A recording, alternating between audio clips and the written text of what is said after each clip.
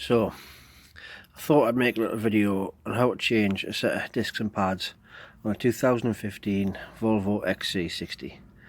After trawling the internet, I couldn't find anything worth watching that was any good, so I thought I'd just give it a bash. I've done one side and I thought I'd make a little video on how to do it while I do the other side. Now this is my first video, so apologies if it's rubbish. I've taken the wheel off, as you can see. I've also cracked this bolt off just while the brakes are on. And now I'm going to take this plug off the back of the electric handbrake so I can wind the brakes off. Now I can't hold the camera and do that at the same time, so I'll be back once I've taken this off. So I got the plug off.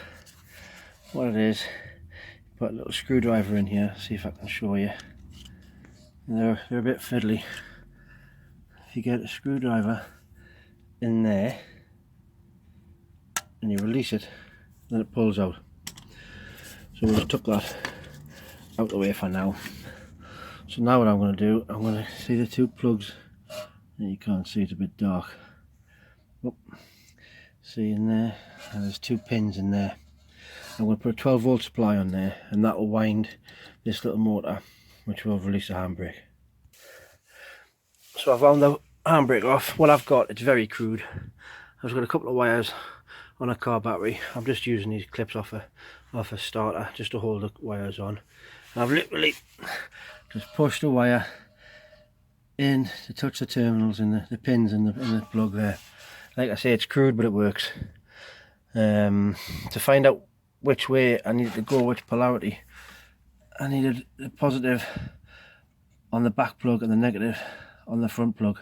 Now I'm doing the near side now, and I think it was the other way around on the off side. I'm sure I had the negative at the back and the positive on the front to wind it out, but you can tell because you can hear the motor winding. Now if you get it with the handbrakes on, if you put it to wind out, you can hear it in the motor trying to wind the piston against the brake disc. So I just touched it briefly and I heard that, so I just turned the wires around and you can hear it unwinding the motor, which has released I don't know if I can turn this, there you go, which has released the handbrake. So it seems all good so far. Next, what's next? Next I'm going to take these two bolts out to release the caliper. They are, I think that one's a 15mm to hold there, and I think that was is that a 15mm as well, or a 13? I can't remember now. So it was, this back nut was a 13, this nut here, this back bolt is a 13mm, and this here is a 15. They just hold it. So now this caliper should just come out. There we go. And I'm just gonna tuck it over. Watch the brake pipe doesn't kink. I'm just gonna tuck it in there, out the way. Now you get these pads, and now I need to take these two, one there and this one here, to 15mm again. Now the other side, it was really awkward. I couldn't get my socket in, my ratchet on with even the short extension bar because this was in the way. So I've got a little knuckle joint that I put on just to crack this one off, and I just took it out with a spanner. There you can see I've got the knuckle joint on because of this part here. You can't get a short extension bar on it. Also though, I remember from the other side, these two nuts, this one and that one, are really tight, so I've just sprayed it with the old WD-40 on. Other lubricants are available. We'll give it a few minutes and then we'll try and get them cracked off. Right, so I've got them two nuts out, them two bolts out off the back here. So this holder now, I still haven't taken the pads out actually, they're a bit stiff. This whole thing comes off now. One thing I should say, when you're getting these bolts out, you start off, they're really tight and then they get loose again, but when you get to the end of them, they go really tight again. It's a build up of brake dust and shite on the end of the bolt. I was concerned there because it went really tight. I thought it was maybe kind of shear, but it's not, it's come out, it's alright. So I've got the pads out. Now I'm just going to use a screwdriver just to pop these metal clips out.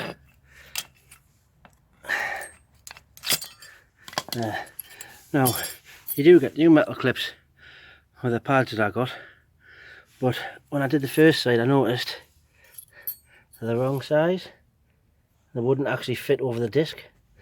So what I did, I just cleaned these up with a wire brush, as well as clean all this out, get all the carbon off the brake discs, pads off. So I'm going to take this out to the bench, give it a good clean up, and then I'll be back. Right, so I've given this a quick rub with a wire brush. You can see I've got most of the crap off. It's not looking too bad. What I should have said was, if you're going to give it a rub with a wire brush, careful of these rubbers. You don't want to go damaging them with a wire brush when you're giving it a rub. The clips have come up, happy with that. Come up kind of good. This one though, I noticed, seems to have some kind of covering on it. I'm not sure what it is. I haven't noticed it on any of the other ones. The other side, neither of them had it on. It's only this one seems to have it on, so I'm not going to rub that down anymore. I'm going to leave it like that. So next, I'm going to get this disc off. I'm going to take this bolt out here, which is a Torx bit 50, and then we'll get the new disc on. So there's the disc off. It was a bit stiff actually, a bit hard to get off, so what I did, got my hammer, just give the disc a tap a couple of times with the shank of the hammer, just to free it off, and then a couple of wiggles and it came off. Now we're going to put the new one on. So there we go, new discs on. Just make sure the holes are lined up. Get that little bad boy back in again. Now I've just nipped them up, so obviously the disc's turning, but once I get the caliper and the pads and everything in, once the handbrake's on, I'll tighten that right up. So now I need to wind this piston in. So the electric handbrake's wound off, but the piston's still out. So I need to wind that in before I can get the new pads in, so they'll go around the disc. Now I've got a set for winding pistons in, but this is a funny shape, it's 3. Now I don't have an attachment for 3, so what I'm doing, I'm just using this one, which is a big flat plate, just covers the lot and winds it back in again. Now if you don't have one of them tools, well, I've heard people using G-clamps and stuff on the back, but this is all plastic here. This is all plastic here, sorry. So I wouldn't like to do that. Best thing you can do, possibly, I mean, I even managed to squeeze the last one with my hand a little bit. It was that free. I can't do it with this one hand, but sure you'll figure something out. So there you can see the piston is all the way in. Now what you've got to watch for is this rubber. It's not quite sitting right. I don't know if you can see that very well. Now I'm going to go around that, try and clean off some of the dust, see if I can get it sitting right. See, it should have a fold like it does at the back there, but it doesn't over here. Don't know if the camera's picking that up very well. We're going to try and get it to sit right anyway before we put the pads in, because I don't want that rubber to pop off. Otherwise it's going to end up costing us loads of money. There. So that's what it should look like. Should have that crease all the way around it. Don't know if the camera's picking that up very well. There. What it was a bit of air trapped in that rubber, and it wasn't letting it fold up properly, so I just peeled a little bit away from the side of the piston, and it just went back straight back in. So now we're going to get our carrier back on, get the pads in. So that's the carrier on. I've also put the little clips back in. There we go. Make sure they're in properly, yeah. Now for the pads. So with these pads, I also got a new set of bolts. Now these are the bolts that came out with the little sliders here that hold the caliper on. I've got they've got a bit of thread lock on them there. So if you don't get new bolts for your pads, I would advise putting a bit of thread lock in. So I've got the top bolt in. What I'm going to do, I'm going to get a bit of copper grease. I'm just going to put a little bit of copper grease just over the face of the piston, and then on this face and this face on the caliper. I once got told it stops your brakes from squeaking. Don't know how true it is, but I can't see what harm it does. There you go. You can see a little bit of copper grease on there. I don't know if you can see that, I can't see the camera. So hopefully that should just swing around. Oh, look at that, straight in. Then we'll get this other bolt, scans in there. I'm not going to try and do this with one hand.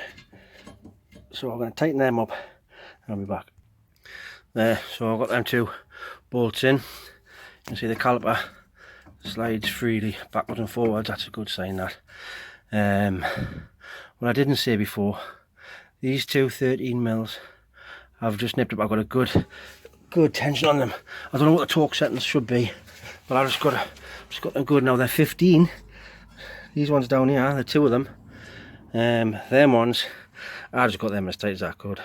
Literally hanging off the ratchet, like, to get them as much pressure on them as I could, because I don't want that coming off. So now we'll get this plug back in. There we go, nice click. And then we should put the handbrake on. That should adjust itself up. We'll give it a go. So I'm in here now. I'm going to try and put this, take the handbrake off. Alright, and then we'll put it on. See if we can. There. Now we'll see if I put it on again, see if you can hear the rear adjusting up. I don't know if you'll hear it. There, I could hear that. I don't know if the camera picked it up, but it all sounds good. I'm going to try and take it off and put it on again, see what it sounds like.